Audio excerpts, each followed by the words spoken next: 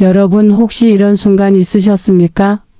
갑자기 얼굴이 화끈 달아오르고 아무 이유 없이 심장이 두근거리고 방금 전까지 멀쩡했는데 눈물이 핑 돌고 내가 왜 이러지? 하고 스스로에게 묻게 되는 순간 말입니다. 혹시 요즘 밤에 잠이 잘 오지 않으십니까? 예전보다 더 예민해졌다는 말을 듣고 계시지는 않습니까? 기운은 없는데 살은 오히려 찌고 기억력도 예전 같지 않다고 느끼시진 않습니까? 많은 분들이 이렇게 말씀하십니다. 나이 들어서 그렇겠지. 하지만 오늘 저는 분명히 말씀드리고 싶습니다. 그건 단순한 노화가 아닐 수 있습니다. 지금 여러분의 몸은 갱년기라는 아주 중요한 전환기를 지나고 있을 가능성이 큽니다. 그리고 이 시기를 어떻게 보내느냐에 따라 앞으로 10년 아니 20년의 삶의 질이 완전히 달라질 수 있습니다. 오늘 이 시간에는 갱년기가 정확히 무엇인지, 왜 60 전후에 특히 더 힘들어지는지, 절대 그냥 넘기면 안 되는 위험 신호는 무엇인지, 그리고 약 없이도 충분히 완화할 수 있는 생활 원칙과 실제 사례까지 차분히 말씀드리겠습니다. 라디오에서 조용히 건강 이야기를 나누듯 천천히 따라와 주십시오. 이 이야기는 여러분의 현재와 미래를 위한 이야기입니다. 먼저 묻겠습니다. 요즘 이런 증상이 2가지 이상 해당되십니까? 첫째, 갑자기 얼굴과 목이 확 달아오르는 열감이 있다. 둘째, 밤에 자주 깨고 깊이 잠들지 못한다. 셋째, 사소한 일에도 예민해지고 감정 기복이 심해졌다. 넷째, 이유 없이 가슴이 두근거리거나 불안하다. 다섯째, 관절이 뻣뻣하고 여기저기 쑤신다. 이 중 2가지 이상 해당된다면 지금 여러분은 갱년기 한가운데를 지나고 계실 가능성이 큽니다. 걱정하지 마십시오. 갱년기는 병이 아닙니다. 하지만 방치하면 병으로 이어질 수 있는 시기입니다. 이 차이를 이해하셔야 합니다. 이제 구조적으로 차근히 설명드리겠습니다. 오늘 말씀드릴 순서는 이렇습니다.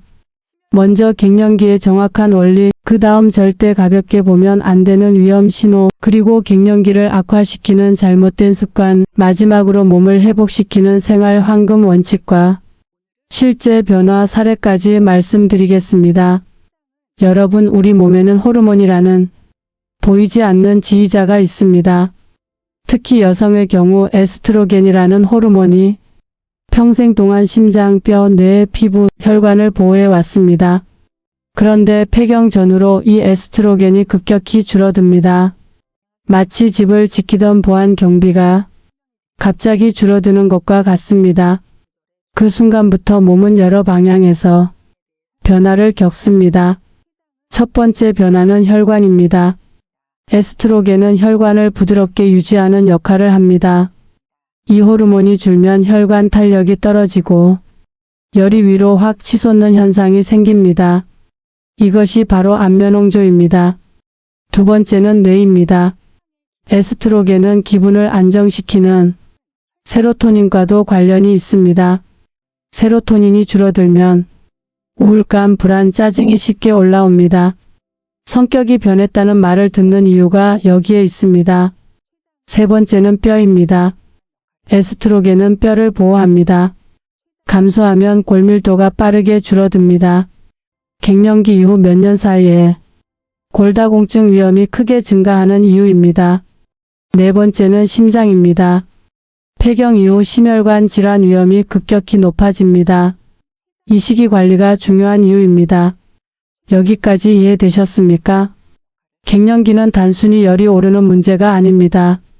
전신 변화입니다.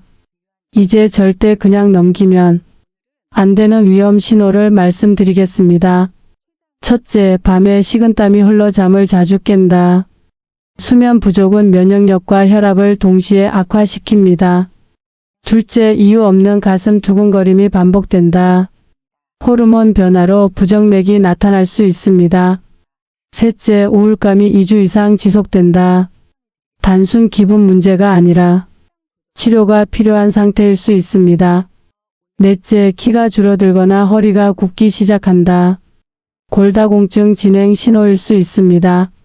이 신호들은 나의 탓으로 넘기지 마십시오. 검사가 필요한 단계일 수 있습니다. 이제 갱년기를 더 힘들게 만드는 습관을 말씀드리겠습니다. 첫 번째, 카페인 과다 섭취입니다. 커피는 일시적으로 기분을 좋게 해주지만 열감과 두근거림을 악화시킵니다. 두 번째, 저녁 음주입니다. 술은 잠드는 것처럼 느끼게 하지만 깊은 수면을 방해합니다.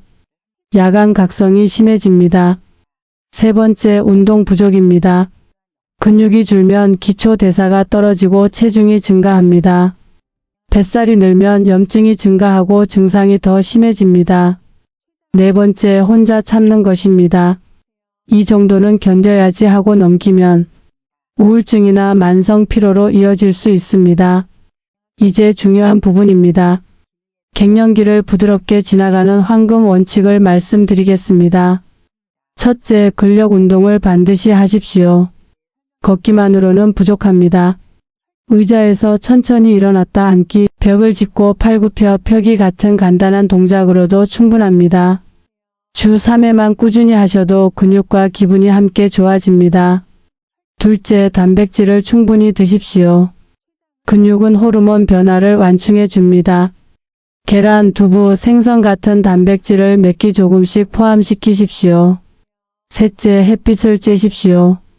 비타민 D는 기분과 뼈 건강에 중요합니다. 하루 10분이라도 햇빛을 받으십시오. 넷째, 잠자기 전 스마트폰을 멀리 하십시오. 빛 자극은 수면 호르몬 분비를 방해합니다. 다섯째, 필요하다면 전문 상담을 받으십시오. 호르몬 치료가 모두에게 필요한 것은 아니지만 심한 경우에는 큰 도움이 될 수 있습니다. 이제 실제 사례를 하나 말씀드리겠습니다. 서울에 사시는 68세 이모 어르신. 밤마다 3번씩 깨고 낮에는 예민하고 울적하셨습니다. 나이 들어서 그런 줄 알았다고 하셨습니다. 하지만 근력 운동을 시작하고 저녁 커피를 끊고 단백질 섭취를 늘린 지 3개월 후 이렇게 말씀하셨습니다. 밤에 한 번만 깨요. 짜증이 줄었고 손주를 봐도 힘이 덜 들어요. 갱년기는 사라진 것이 아닙니다. 하지만 몸이 균형을 찾은 것입니다. 여러분, 갱년기는 끝이 아닙니다. 인생의 후반전을 준비하는 전환기입니다. 이 시기를 잘 넘기면 뼈는 단단해지고 근육은 유지되고 마음은 훨씬 안정될 수 있습니다. 오늘 말씀을 정리하겠습니다. 갱년기는 전신 변화다. 위험 신호는 방치하지 말 것. 카페인, 음주, 운동 부족은 악화 요인이다. 근력 운동, 단백질, 햇빛, 수면 관리가 핵심이다. 딱 하나만 기억하십시오. 갱년기는 견디는 시기가 아니라 관리하는 시기입니다. 오늘 밤부터 커피 한 잔 줄여 보십시오. 내일은 의자에서 10번만 천천히 일어나 보십시오. 그 작은 변화가 10년 뒤에 여러분을 만듭니다. 지금까지 여러분의 건강한 후반전을 응원하는 이야기였습니다. 조용히 끝까지 함께 해 주셔서 감사합니다. 건강한 밤 보내시길 바랍니다.